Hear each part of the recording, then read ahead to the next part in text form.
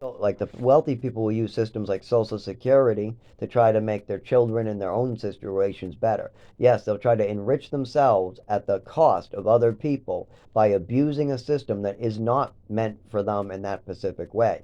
Meanwhile, the people that do need that system, the people missing feet, the people who are literally in a hospital bed falling down, their heads getting smashed off cement, and they're still trying to hold up a job, that guy is going to be the main worker holding up this country. The disabled people. That's wrong. You shouldn't have disabled people, hurt people, people that are sick, people that are too old trying to hold up all the country. Meanwhile, the wealthy, spoiled brats with college degrees run off and do nothing.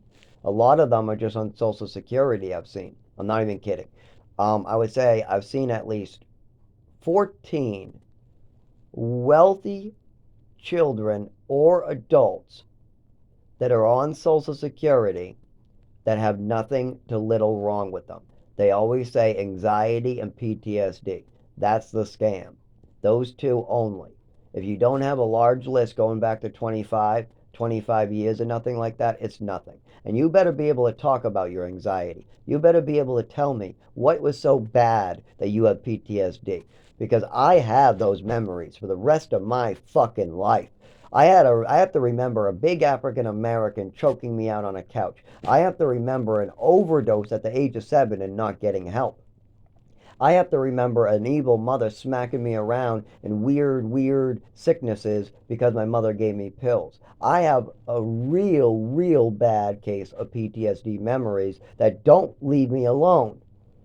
When I go into a doctor's office, you better believe I remember all the times my mother drugged the shit out of me. My PTSD is real. But when I ask about these people, when you ask, oh ma, I don't know, I was just born with it, they say, or something, or the lawyer just writes up some paperwork for them and the kid doesn't even talk. That's a problem. Rich people can't be abusing the system just because they know they can take advantage because the system's falling apart.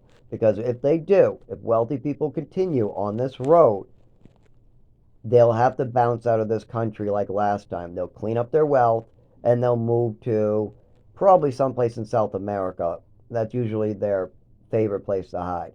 Whenever the rich people government falls, they clean up, they suck from the bottom, they take as much money from the people, hardworking people at the bottom as they can. They cripple the shit, they damage, they poison, they use children as whatever they can do. Then they grab the money and then they go to South America or someplace like that. And then from there, they wait for things to stabilize and bring their money back. That is not somebody who is making this world a better place. They don't deserve shit. They have not worked.